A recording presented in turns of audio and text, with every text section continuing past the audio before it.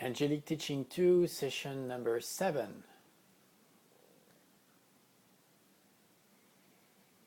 Today we're going to be working on awareness during this session, increasing our environmental awareness.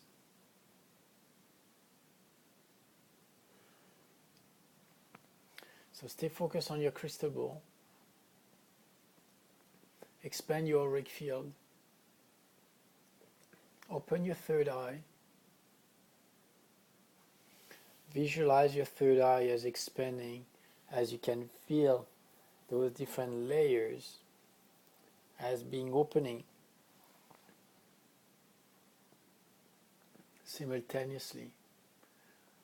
You could visualize petals. You could start to hear some music as well. You can start to feel a move.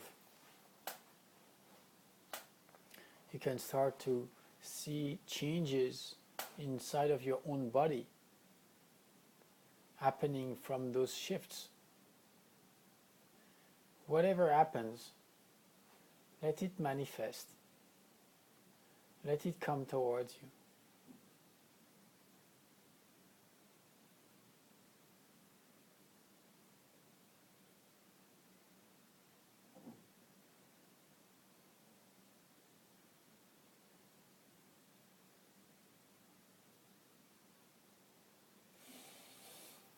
Keep focusing on your crystal ball. Don't be distracted by everything that this third eye is going to bring towards you.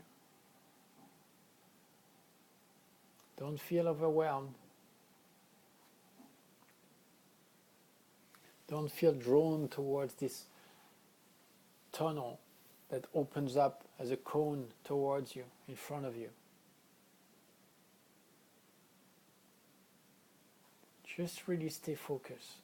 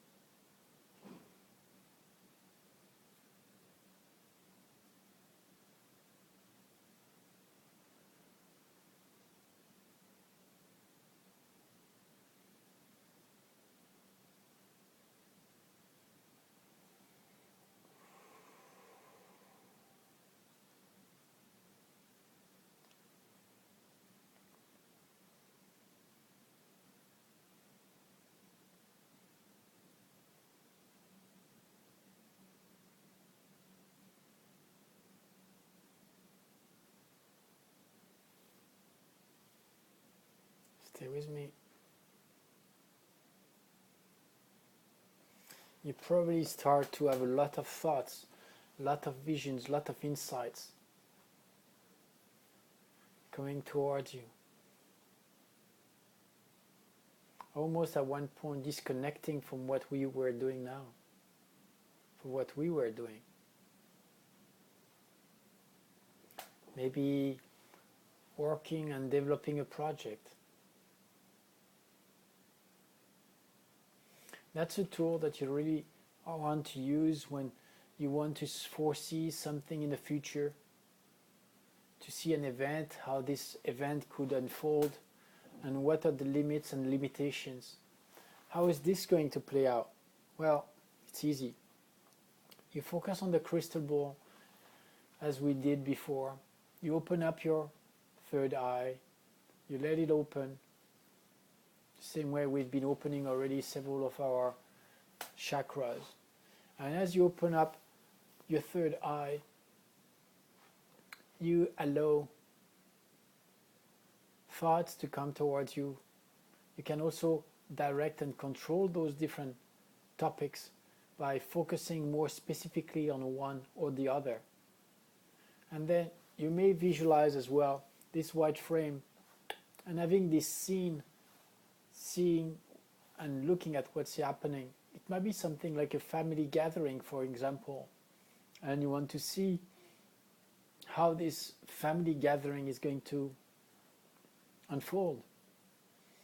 You will see in that scene certain people having different types of frequencies, shadows, auric fields, details, some details being highlighted. And this will pinpoint and deliver you messages about what to do and what to implement and how to work with that. You might see specific bubbles coming off someone's head, and in those bubbles having pictures, details of their thoughts, of their wishes, of their blockages, of the things that they are holding on to. This time you can be working from now in the future on one specific thing, on one specific event, interacting with simultaneously different people at the same time, doing the healing on them. And you can rewind the scene after you've done the healing and see how that plays. You can rewind it again, do the healing again, do another rewind, and go back and clear as many times as you want. That way you are rewriting events that have to happen or should have happened in the future. This tool is very, very powerful, and I encourage you to use it very wisely and with a lot of ethics. This is why I've never given this tool before, because you can reshape a lot of things, and you really need to know exactly what you want to do and what's the purpose of your intentions and actions. If you aim to do good, and if you aim with your heart and you feel guided because your guides are telling you that the things that you want to do are good, then it's okay to proceed. But if for whatever reason those different things should not happen, should not be changed, then I entice you not to go forward into that.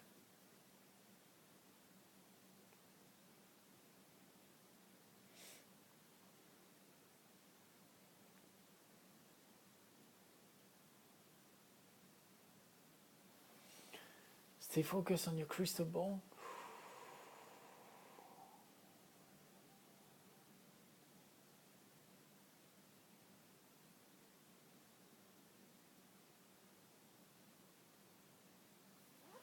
See, as soon as you work with your third eye, feel how more difficult it becomes to stay focused on the line on your crystal ball, to be able to stick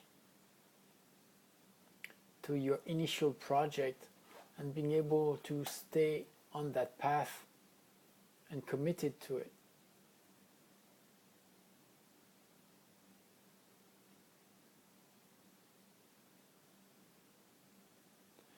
I really want you to acknowledge what it could be.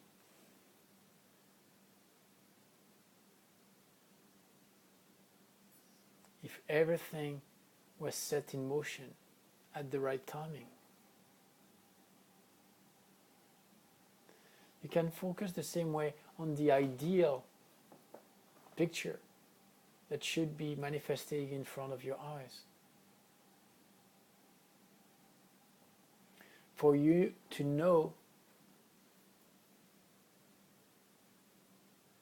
what you're supposed to aim for, what's the goal that you want to achieve, how far you can manifest and change and bend realities for them to become acceptable for each single different part.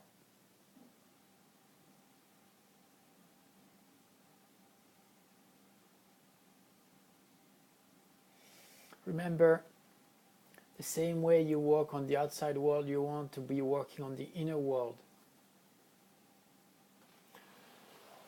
Define the 3 things that you want to get better at, that you feel that you really need to get better at, that you want to improve. Is it that you want to eat more healthy? Is it that you want to have more time? Is it that you want to interact with the best way possible with your family or a specific family member? The list could go on and on and on, but there are 3 key things that you need to be working on right now that are important. Identify them.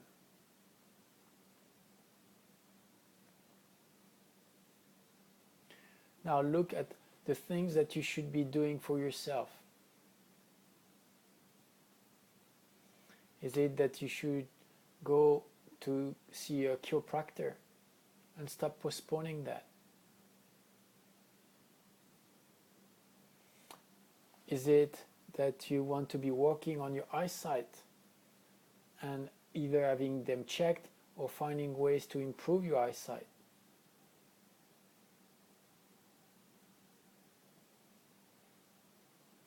Is it that you need to be having some specific clothes for a specific occasion? Work on that. Write that down and then start implementing those different goals by taking decisions right away, taking action. What is the first thing that I'm going to be doing in order to make it happen? Am I going to make that phone call to book with that chiropractor? Am I going to do this or am I going to do that?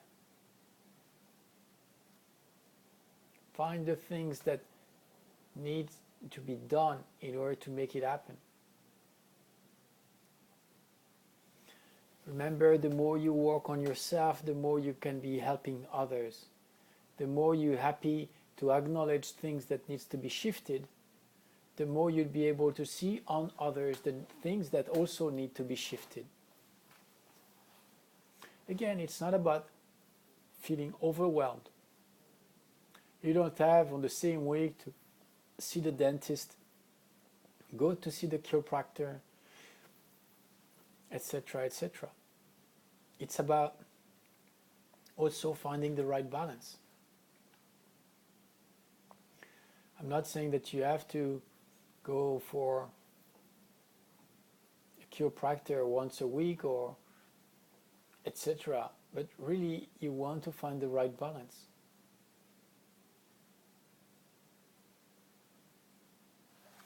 Find as well the list of the 3 things that you would like to find answers for, that are kind of either bugging you or you don't want to do or you always keep postponing. Is it that you don't have enough time? Is it that you're always tired? Is it that you're finding lacking of mojo and finding things that give you some incentive? And then go back towards each of them and really find how you can play this out. Are you too tired because you go to bed too late? Is it because you sleep not well because there is always music going on? Now, as you've been identifying this, how you can tweak that, how you can make it better. If you are not having enough time, could you go to bed 1 hour earlier and wake up 1 hour earlier? All those different parameters that you're going to implement on yourself, you're going to be able to implement them as well in reality.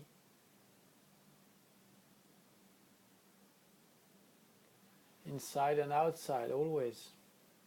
It becomes the reflection, it becomes the mirror. You'll be surprised that everything that you work on yourself and increase, you start to realize that it has its counterpart on the spiritual world as well.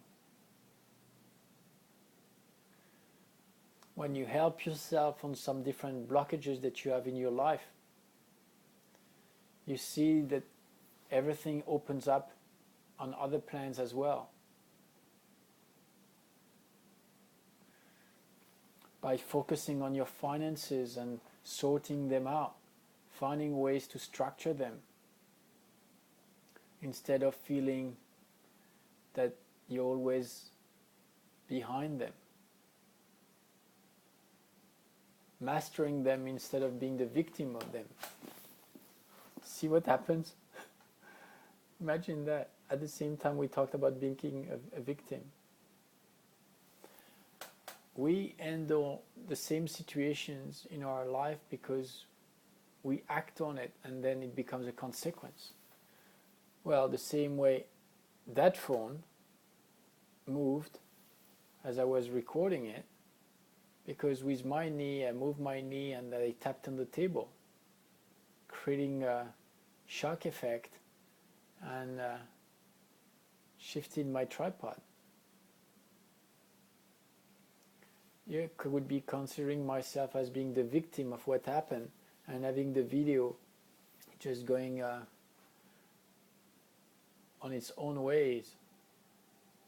No, it all happened because something initially created it. And in one way, I am fully responsible of it.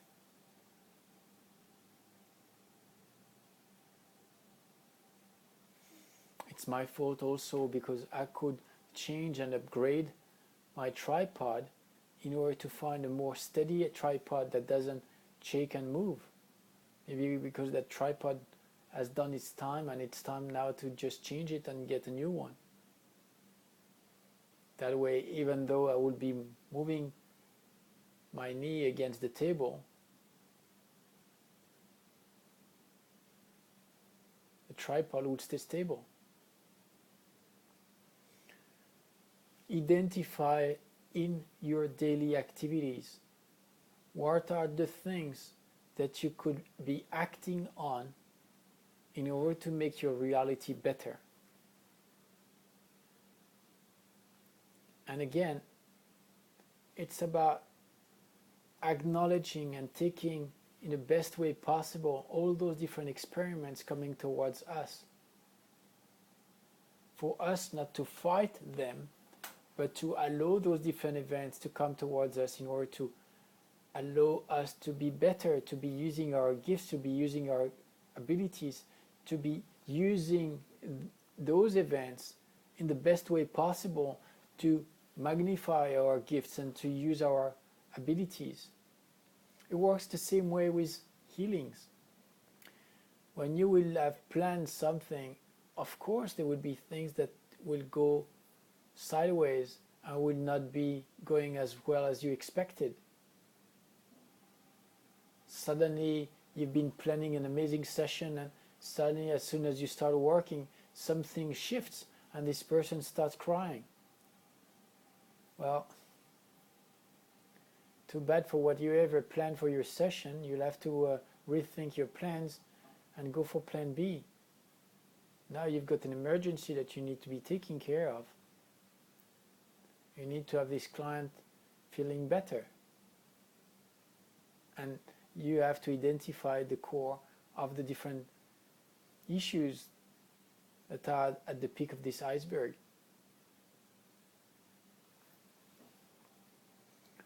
Adaptability, flexibility, resilience, the capacity of changing negative things into positive ones.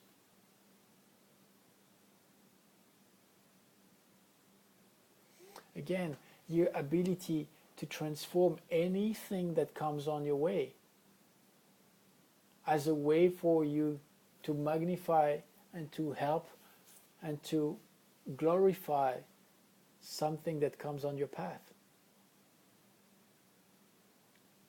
Let's say a spirit is channeling and suddenly you need to be taking care of that because this person is harassing your client. But it's a nice way as well to acknowledge that your client has this ability to channel spirits, and for those spirits to hang around with them. By putting value on the gifts that are the cause of those events, you empower your clients with what they could be doing with it. Again, use this concept the same way towards you. Whatever happens towards you, identify what are the gifts that allow you to be able to be so accurate on that field, so sensitive on that one.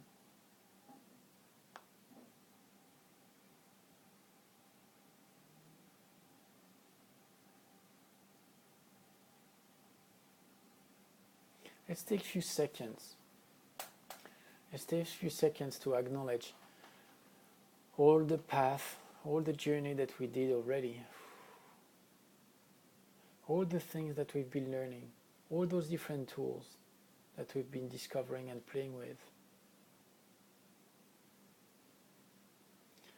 Visualize in front of you like a huge toolbox. Visualize this toolbox being so well organized.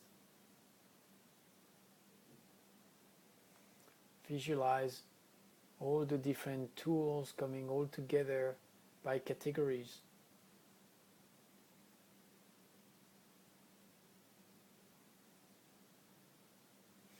Imagine that each of your tools is cleaned, is shiny,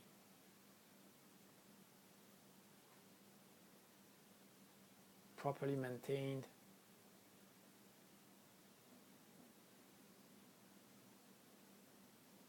And that each of those tools, you know how to use them. Yeah, visualize a proper toolbox with a ruler, screwdrivers, hammer, and so everything.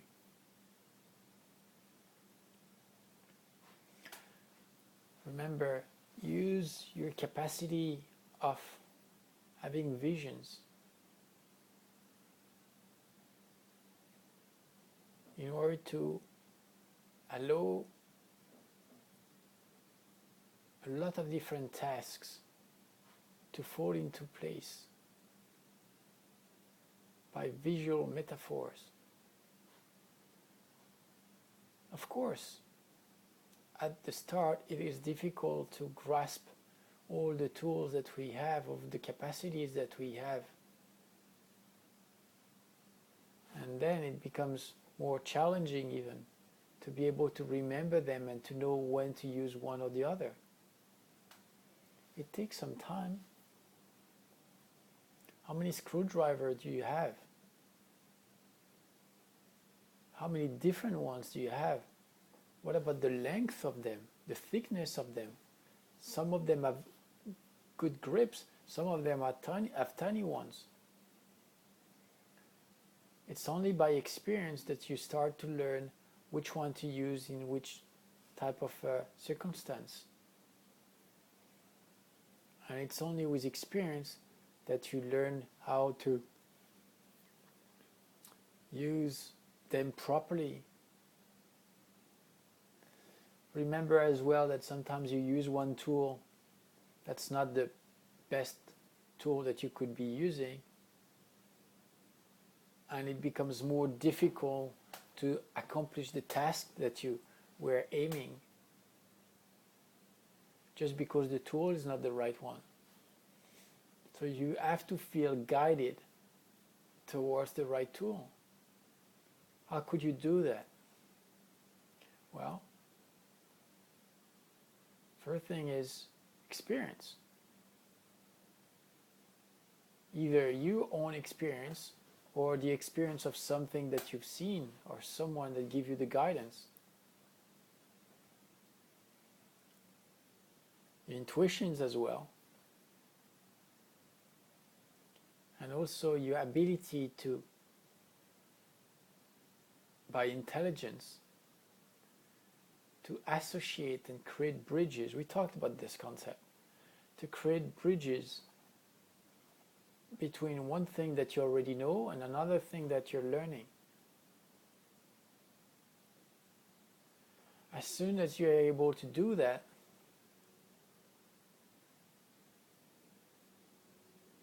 everything becomes easier. Suddenly you're able to find ways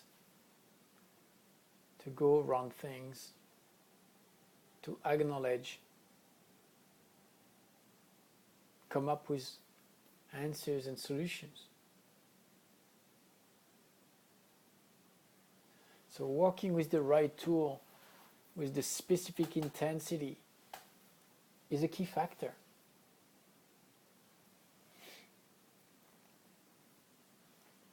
And increasing your intensity and your awareness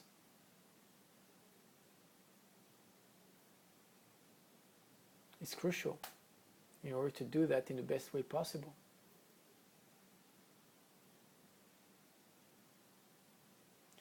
Remember that when you do increase your sensitivity and your awareness, you might feel also a little bit more tensions in your eyes. Because as you want to understand how reality works, you're going to put more and more focus on bringing your mind back in the game. Again, you don't want that. You don't want your mind to be coming in the game on its own, interfering and infringing on what you're doing.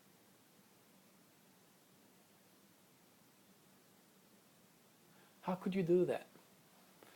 How could you be able to have your mind working more and more with your soul, even though you're going to ask more and more tasks from the mind to do?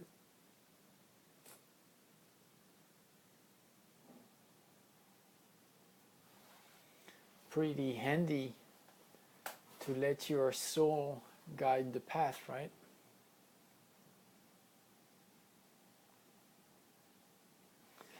So your soul, yes, your soul will be the one choosing among the different tools which one to choose, with which intensity and how to use it.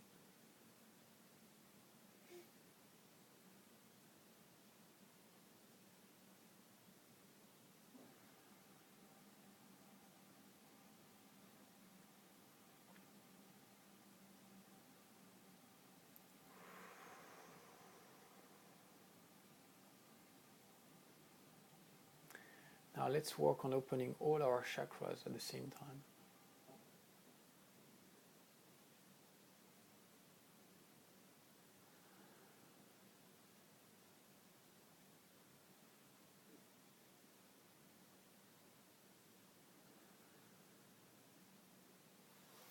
Visualize all those different blockages, all those different tensions being transformed and changed as you breathe in and breathe out gently.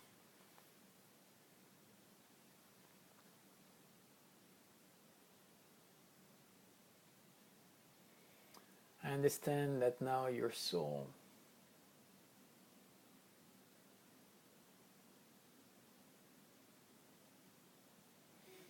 not only is in command of your mind, but in command as well and directly connected to each single of your chakra. How does that feel? Feel this warmth as each single of your chakra gets connected to your soul. It is like connecting different apps together. The same way with an amazing app called Zapier, Z-A-P-I-E-R. It could be connecting your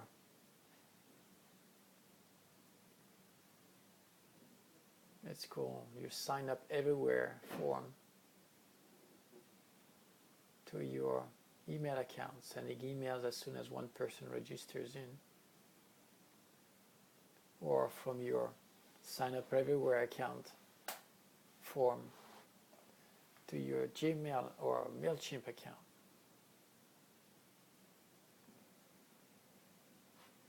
Always make analogies with what you're doing inside of your body with the outside world. And if you want to be even more successful, consciously connect those different things in the spiritual world as you do them in the physical world. I said again, when you're doing your tasks in the physical world, associate them to some specific spiritual activities or tasks and goals that you want to achieve.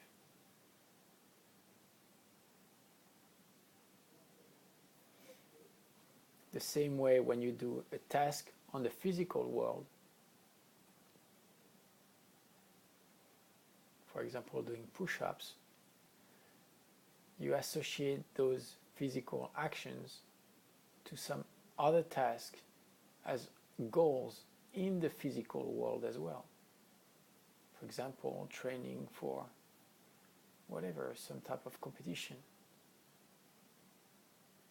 or reaching a certain goal, let's say 500 push-ups in 17 minutes. See how you have to be working on multi-layers all the time and binding and bonding those different layers. See how you can be calling different realities and working with them simultaneously. See how sometimes it is not possible to describe everything that you're doing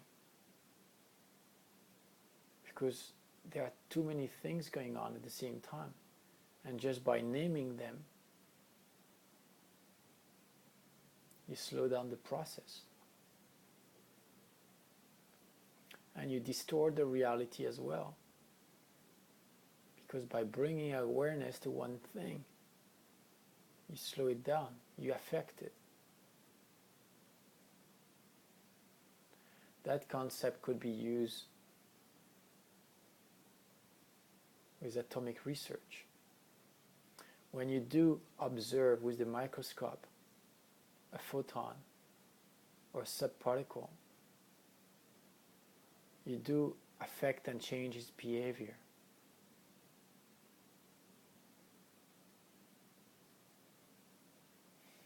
This concept is amazing.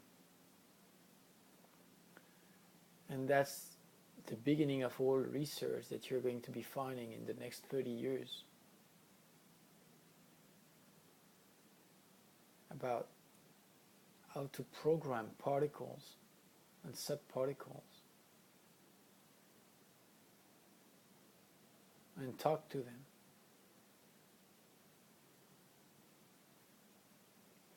Helping them to cure.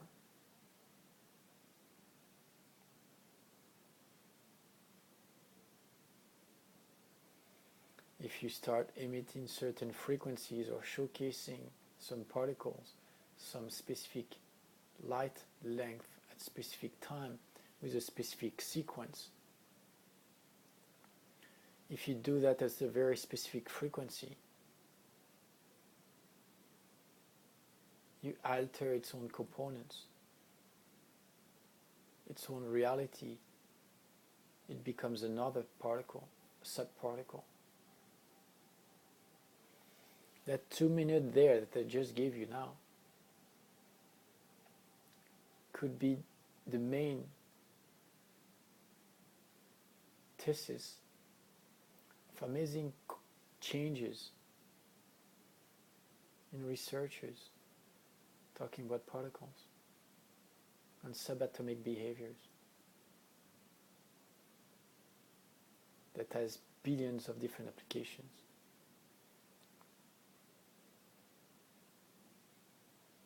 How did I know that?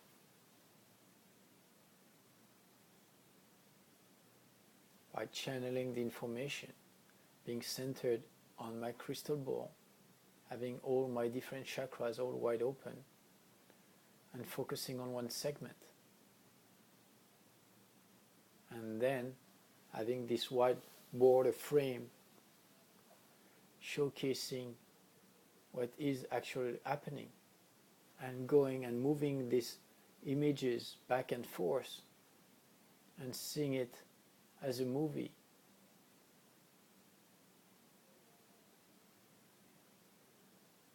Seeing the different researchers and how they play out, and looking at it as a movie.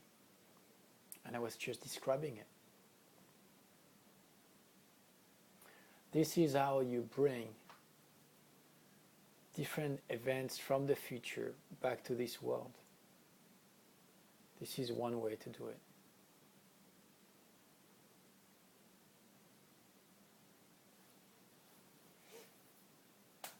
How useful could that be? What's the goal of that? What's the purpose of doing that? Is it really helpful? Do I really need it? Again, it all depends of what are you going to be doing with that. And we talk here about the purpose and the goal of the work that you're doing. I've seen psychics, healers being overwhelmed by their gifts and abilities because they were able to foresee and get connected with realities that had no link with what they were supposed to be doing.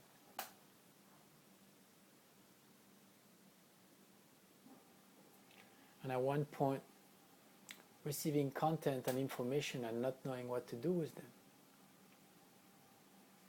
or delivering those contents to the wrong people.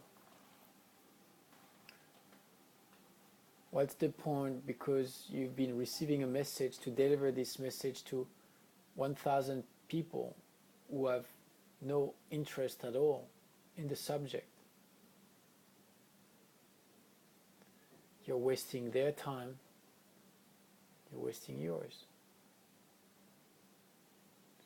See how important it is to receive the proper information at the right timing and to know exactly what you need to be doing with it.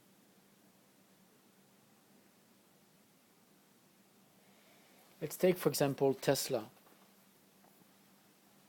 This amazing inventor who's been working with the alternative current.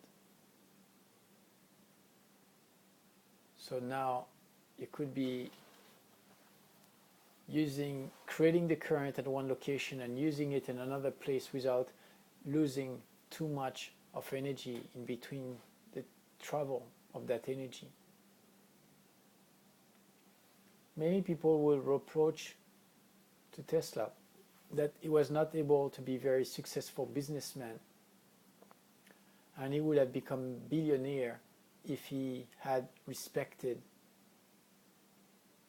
the contract that he signed, instead of allowing the contract to be changed. Just so you know, Tesla was allocated a certain amount of money per each kilowatt he was going to be able to create with this technology.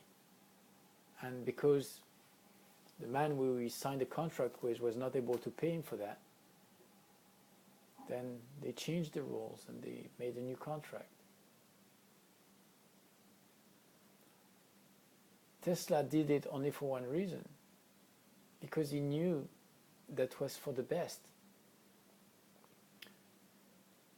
He was supposed to do it because he was guided to do it, because he needed to allow everything to expand, all those inventions to expand for other people to be able to benefit from that as well.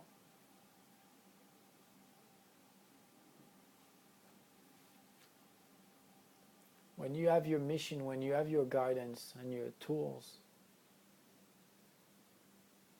You have to trust that the universe will provide for whatever you need. And don't only analyze things from the criteria of everyone at the right timing in that era. Faith is the path. Wish you all the best. Talk to you soon.